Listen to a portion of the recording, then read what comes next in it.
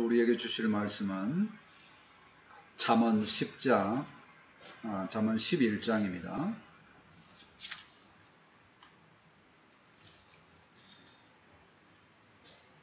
구약 921조, 잠언 11장 1절부터 15절까지입니다. 잠언 11장 1절부터 15절까지 한 절씩 교독합니다. 속이는 저울은 여호와께서 미워하시나 공평한 추는 그가 기뻐하시느니라. 교만이 오면 또 오거니와 겸손한 자에게는 지혜가 있느니라. 정직한 자의 성실은 자기를 인도하거니와 사악한 자의 패역은 자기를 망하게 하느니라. 재물은 진노하시는 나라에 유익하나 공의는 죽음에서 건지느니라. 완전한 자의 공의는 자기의 길을 곧게 하려니와 악한 자는 자기의 악으로 말미암아 넘어지리라. 정직한 자의 공의는 자기를 건지려니와 사악한 자는 자기의 악에서 섰으리라. 악인은 죽을 때에 그 소망이 끊어지나니 불의의 소망이 없어지느니라. 의인은 하나님께서 구원을 얻으나 악인은 자기의 길을 가느니라. 악인은 입으로 그의 이웃을 망하게 하여도 의인은 그의 지식으로 말미암아 구원을 얻느니라.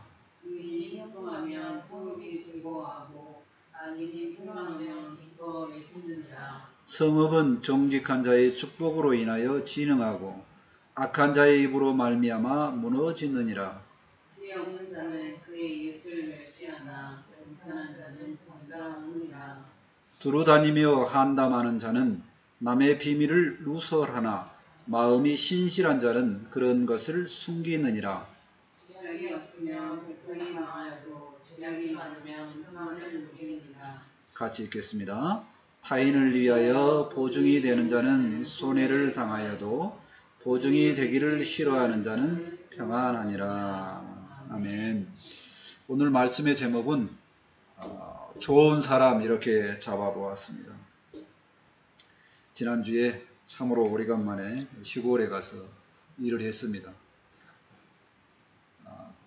육체는 많이 힘들었는데 잠시 동안에 좋은 아들이 되었었습니다. 사람들은 이제 보편적으로 좋은 사람을 만나기를 원하고 또 자신이 좋은 사람 되기를 원합니다. 성경에서는 어떤 부류의 사람들이 좋은 사람인가를 설명해 주고 있습니다. 오늘 말씀 통해서 자신이 얼마나 좋은 사람인지 확인하고 또 더 좋은 사람이 되도록 노력하는 우리 모두가 되었으면 좋겠습니다. 아멘. 첫 번째, 개인적인 소양에 대해서 살펴보고자 합니다. 1절 말씀 보실까요? 속이는 저울은 여호와께서 미워하시나 공평한 추는 그가 기뻐하시느니라. 남을 속이지 말고 공평하고 정직하게 살아야 되는 내용입니다. 좋은 사람이 있으니까요. 속이는 사람이 좋습니까? 공평한 추를 사용하는 사람이 좋습니까? 좋은 건 안다니까요. 속이는 저울 사용하는 것보다 공평한 추를 사용하는 것을 더 좋게 여깁니다. 그런데 사람들은 왜 남을 속이느냐는 얘기예요. 왜 속이느냐? 그거는 남을 속여야지만 더 큰 이익을 볼 수 있다는 것 때문이죠. 내가 좀 속여도 이쪽 부분에는 전문가니까 모르겠지 하는 생각을 하고 속이는 겁니다. 근데 아무리 속여도요, 아무리 감춰줘도요, 두 명은 압니다. 누가요? 본인, 하나님은 알아요. 그러니까 언젠가는 드러나게 돼 있다는 겁니다. 하나님은 우리의 많은 부분에 죄를 용서해 주십니다. 용서해 주시는 그 하나님의 은혜가 너무 커서 사람들이 오해하는 부분이 있는데요. 현실에서 살기가 너무 힘드니까 좀 속이고 살 수도 있지 이렇게 생각하거든요. 그건 아니라는 겁니다. 도덕적으로 속이는 건 잘못이다 하는 얘기입니다. 공평한 거 하나님이 기뻐하십니다. 사람들도 기뻐한다니까요. 그러니까 그 도덕적으로 옳은 모습으로 살면 좋겠다 하는 얘기입니다. 그러면 그렇게 공평하게 살면 손해보는가요? 사실은 손해보지 않습니다. 공평하게 살면 이익이 적을 뿐이에요. 근데 그 적은 이익으로 세상 살아가기가 팍팍하니까 좀 큰 이익을 얻고자 하는 생각이 들죠.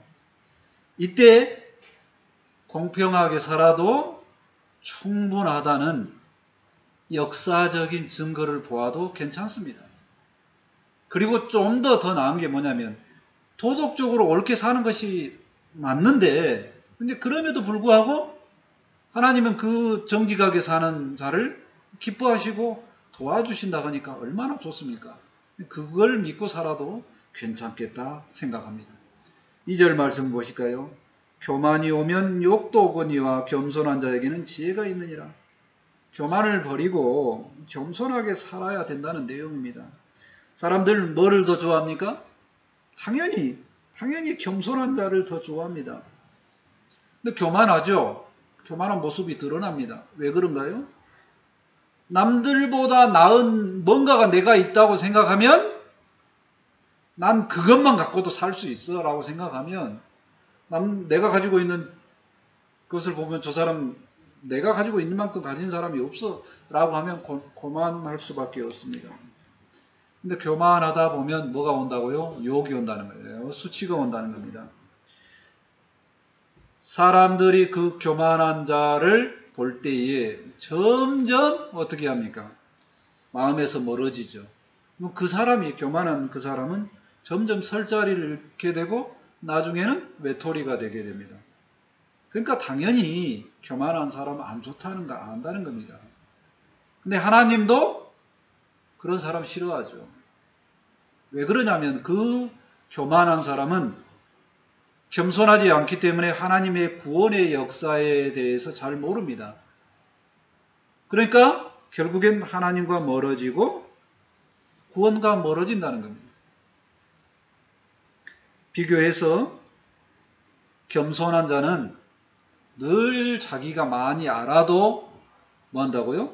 남에게 가르치려 하지 않고 이거 하면 어때? 라고 권유하는 투의 말만 합니다. 옳다고 말하는 게 아니라 권유하는 투에. 그렇게 되니까 주변 사람들이 모여들죠. 괜찮은 사람으로 계속적으로 인정을 받게 됩니다. 그래서 그 사람들은 쓰임을 받게 된다는 거죠. 근데 그렇게 해도 이 세상에서 좋은 사람인데 마음에 괜찮은 소형을 갖고 있는 사람인데 하나님은 그런 사람을 좋아한다는 겁니다. 또 왜 좋아하냐? 그 겸손한 사람은 자기가 여전히 부족한다는 걸 압니다. 그러니까 늘 부족하니까 하나님께 지혜를 구하고 하나님 저에게 지혜를 주십시오라고 하니까 하나님 앞에 나아갈 때마다 겸손함이 더해지죠. 도와주실 하나님을 인정을 합니다. 그러니까 어떻게 돼요? 하나님이 해주시겠지라고 생각하고 자기의 스트레스가 줄어듭니다. 마음에 평강이 옵니다. 계속적으로 말씀을 볼까요? 3절입니다. 정직한 자의 성실은 자기를 인도하거니와 사악한 자의 배역은 자기를 망하게 하느니라. 자, 이번에는 뭐냐면요. 성실입니다. 열심히 사는 거죠. 그 성실이 살아야 된다가 아니라 자기를 인도한다. 이상한 표현인 것 같이 들려집니다. 이 모습이 어떤 모습이냐면요. 이스라엘 백성들은 철저하게 지금도 안식일을 지킵니다. 언젠가 한번 이야기한 적이 있어요. 금요일 날 오후 딱 그 시간이 되면 뭐예요? 갑자기 가던 차가 모두 다 서버린다니까. 관공서 문이 다 닫아져 버려. 아플 때는 안식일에 아프지도 말아야 돼. 그렇게 철저하게 지킵니다. 철저하게 지키는 그 철저함이 이스라엘 백성들이 지금 전 세계를 붙잡고 있는 힘이 되었다는 거예요. 그 길로 가게 만들었다는 거예요. 뭔가 방향성을 잡았더니, 성실을 잡았더니 그 성실이 자기를 인도한다는 거죠. 반대로는 이제 사악한 자의 폐역은 반대하는 것들이죠. 자기 꾀에 스스로 넘어지는 그런 삶을 산다는 겁니다. 자, 좋은 사람이 되기 위해서는 도덕적으로 옳은 얘기 3가지 해봤습니다. 속이지 말고, 교만하지 말고, 폐역하지 말고, 비교해서 공평한 추를 사용하고, 겸손하고, 성실하자 하는 얘기입니다. 근데 그 모든 것을 함에 있어서 바른 사회가 되기 위해서 좋은 사람의 소양인 것 틀림없습니다. 근데 성경은 뭐라고 말하냐면, 그럼에도 불구하고, 옳음에도 불구하고, 하나님이 더하여 주시겠다 하는 얘기입니다.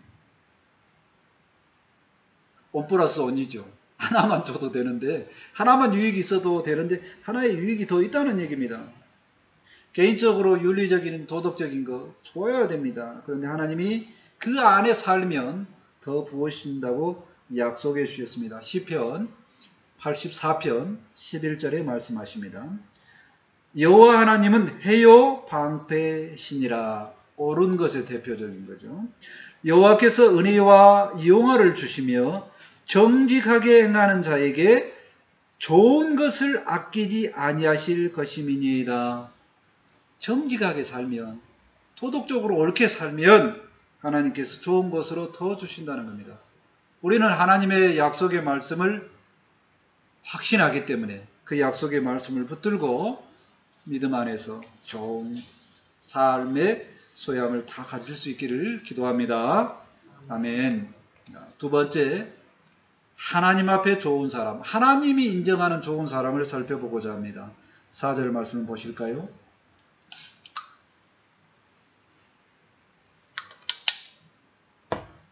재물은 진노하는 날에 무익하나 공의는 죽음에서 건지느니라. 진노하는 날, 심판의 날이죠. 그때는 재물은 아무 소용도 없고 공의가 생명을 얻는 복이다. 그런 내용입니다. 사람들은 하나님께서 그렇게 선포했음에도 불구하고 왜 그렇게 재물을 좋아할까요?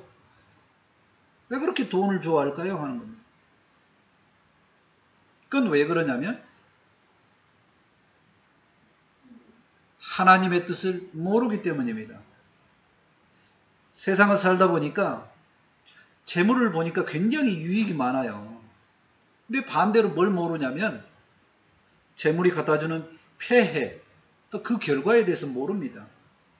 재물만 열심히 붙잡게 되면 하나님과 반대적인 삶을 살아요.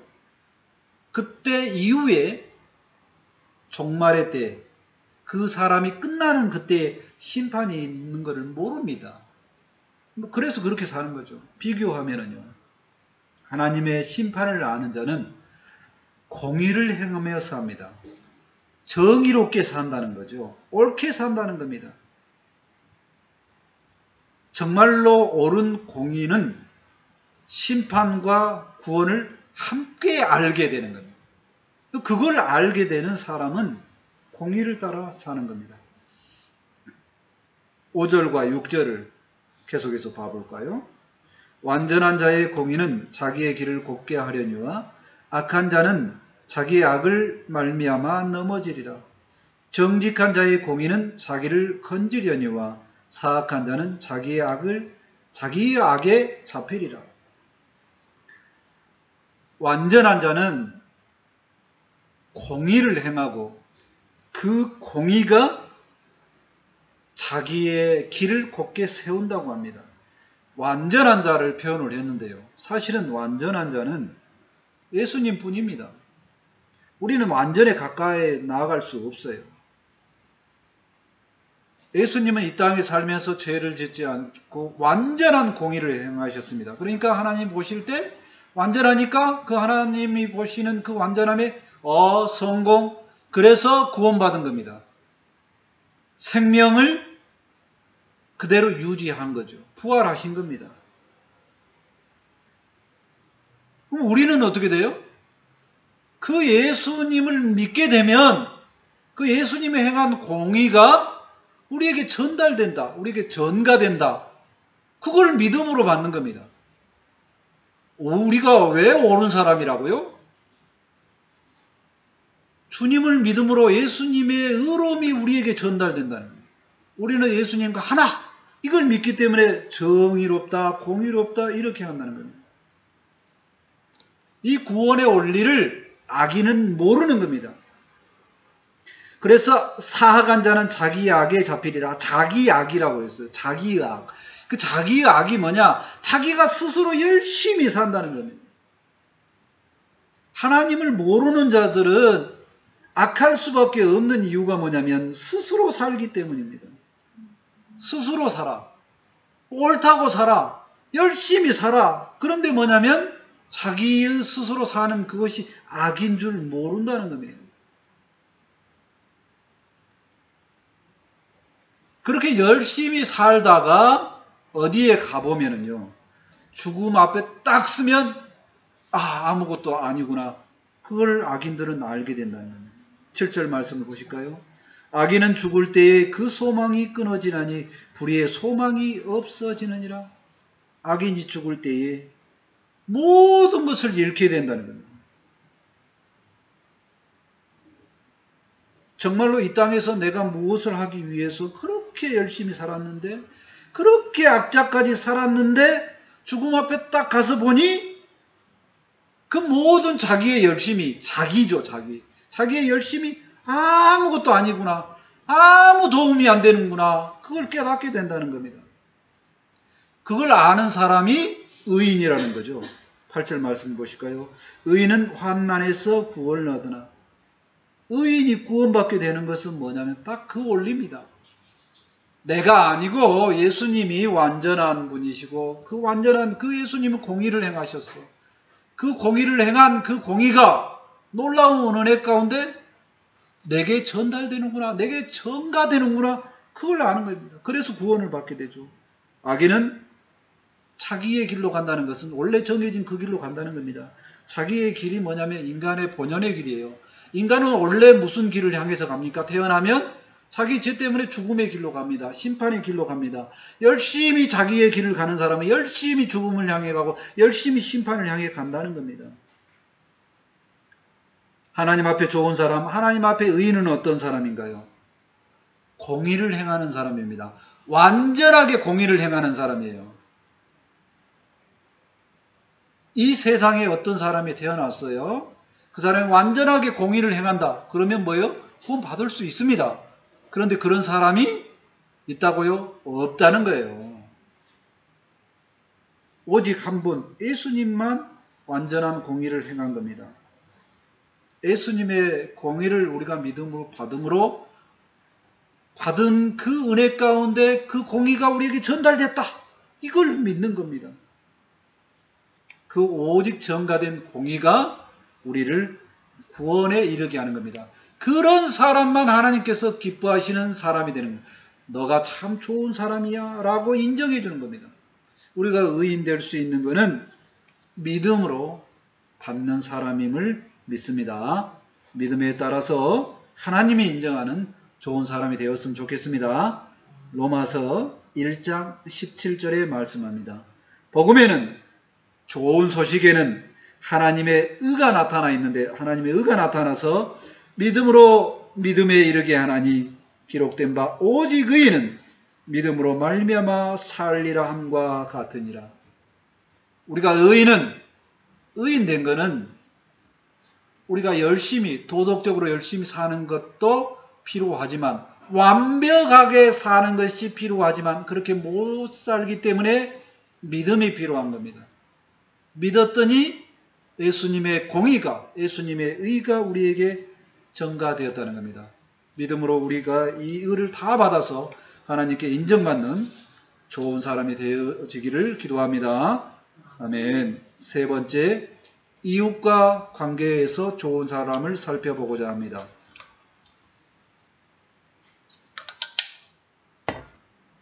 구절 말씀을 보시겠습니다. 악인은 입으로 그 이웃을 망하게 하여도 의인은 그의 지식으로 말미암아 구원을 얻느니라. 입으로 하는, 지식으로 하는 말에 대한 거죠. 악인은 말을 하게 되면 이웃을 망하게 합니다. 악인이라 하는 것은 일반적으로 악한 행동을 하는 것도 되지만 하나님을 안 믿는 사람입니다. 그 사람이 좋은 거라고 아무리 소개하고 좋은 삶을 소개해도 결국에 인간의 길이니까 망하게 되는 거죠. 근데 의인의 지식은 뭡니까? 의인이 알고 있는 사실은 뭐예요? 예수님 때문에 구원받는다. 그걸 알죠. 그러니까 그걸 가서 말하면 그 사람이 구원을 받게 된다는 겁니다. 우리가 무심코 말하는 한마디가 어떤 사람은 스쳐 지나가는 말이지만 그 사람은 세상에 확 빠지게 할 수도 있고 어떤 사람은 예수님을 붙잡고 구원에 이르게도 한다는 겁니다. 우리의 입술이 생명의 말을 했으면 좋겠습니다. 아멘. 10절 말씀을 보시겠습니다. 의인이 형통하면 성읍이 즐거워하고 악인이 패망하면 기뻐 외치느니라. 의인과 악인의 삶을 평가할 때 성읍, 모든 사람이 저 의인이 잘된 게 좋더라 이렇게 이야기를 하죠. 우리나라 영화 중에 이순신 장군의 영화를 사람들이 이제 계속 좋아하죠. 왜 그래요? 역사적으로 보면 이순신 장군이 우리나라를 구했다 하는 거죠. 자기는 장군으로서 한산도 주변의 바다라든가 그걸 열심히 지키고자 노력을 했습니다. 근데 자기의 일을 열심히 하는 것이 온 백성을 구원한 일까지 이르게 됐다는 겁니다. 근데 그 일이 그렇게 끝나는 게 아니죠. 이순신 장군은 우리나라 구원만 이렇게 이야기를 했습니다. 근데 온 세계를 구원한 구원자가 있죠. 예수님께서는 인류의 온 백성을 구원했다는 겁니다. 그러니까 예수님이 형통하면 성읍이 즐거워한다는 겁니다. 예수님을 십자가에 매달게 하는 그 악인들은 망하게 되는 거예요. 그것을 기뻐한다는 거예요. 이 두 가지를 다 기뻐하죠. 11절 말씀 보실까요? 성읍은 정직한 자의 축복으로 인하여 진흥하고 악한 자의 입으로 말미암아 무너지느니라. 한 성읍이 한 사람에 의해서 흥하게도 하고 망하게도 된다는 내용입니다. 10절과 굉장히 연관성이 있죠. 성읍뿐만이 아니라 온 나라뿐만이 아니라 지구 전체가 구원받을 수 있는 것은 정직한 자의 축복, 즉 예수님의 복이 모든 사람을 구원하는 은혜임을 믿습니다. 아멘. 12절 말씀을 보시겠습니다. 지혜 없는 자는 그의 이웃을 멸시하나 명철한 자는 잠잠하느니라. 13절 말씀 비슷한 내용입니다. 같이 봅니다. 두루 다니며 한담하는 자는 남의 비밀을 누설하나 마음이 신실한 자는 그런 것을 숨기느니라. 지혜가 없는 자는 말을 하고 다닙니다. 이웃을 멸시를 해요. 저 사람, 저거 안 좋더라. 저 사람 왜 그런가 모르겠다. 막 이렇게 멸시한다는 거예요. 남의 단점을 막 이야기하고 다녀요. 그 헌담을 왜 한가 생각을 해보면 사실은 뒷담화 하는 거 부끄럽지만 저도 뒷담화 해봅니다. 왜냐하면 할 때에 반응해 주는 사람이 같이 뒷담화를 해주면 굉장히 동질감도 있고 시원해. 내 속에 있는 저 사람한테 그 미워하는 그 사람 있잖아. 그 미워하는 사람 헌담을 하고 나면 막 뭔가 풀리는 것 같아요. 그래서 속담에 그런 말도 있더라니까. 없는 데서는 나라님 욕설도 한다. 그러니까 해도 될 것 같이 이렇게 합니다. 믿음의 사람은 그러면 안 된다는 겁니다. 믿음의 사람뿐만이 아니라 자기 개발서에서도 나왔어요. 뒷담화를 하는 것은 아주 안 좋다고 합니다. 직장 생활에서 가장 조심할 일, 바로 이 상사를 포함한 모든 사람의 뒷담화 절대로 안 된다는 겁니다. 절대로. 가장 조심할 일이라고 합니다. 왜 그러냐면요. 어떤 사람이 호흡이 맞아서 이 사람하고 뒷담화를 했어. 굉장히 좋았거든요. 근데 잘 지냈어요. 근데 어느 날 이 사람과 팍 헤어졌네? 싸우게 됐네? 그럼 이 한 사람이 다른 사람을 가잖아.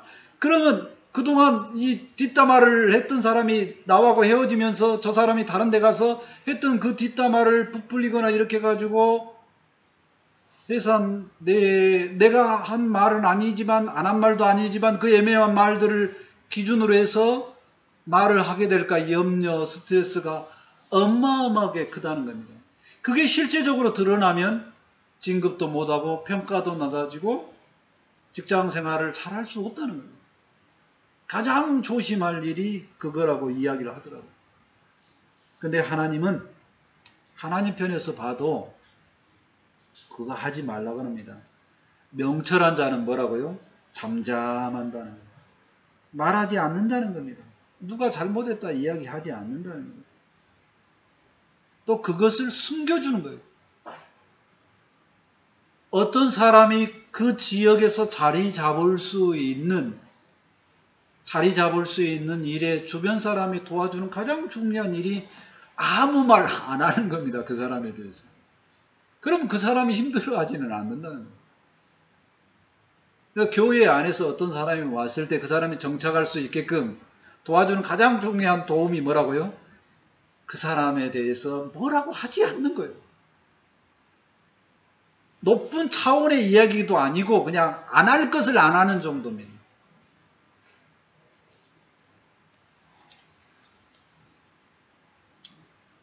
뒷담화 안 했으면 좋겠습니다. 14절 말씀 보실까요? 지략이 없으면 백성이 망하여도 지략이 많으면 평안을 누리느니라. 사실은 이 지략이라는 단어가 언어로 살펴보면 지도력 이런 단어로 살펴지더라고요. 그래서 지도력이 있으면 백성이 구원을 받는다는 거죠. 또 지략이 많으면, 지도력이 있으면 백성이 평안합니다.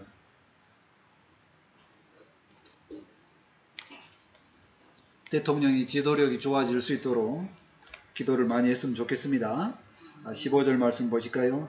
타인을 위하여 보증이 되는 자는 손해를 당하여도 보증이 되기를 싫어하는 자는 평안하느니라. 어떤 사람에게 보증을 쓰는 이유가 요즘에는 보증을 안 써줍니다. 왜 그러냐면요.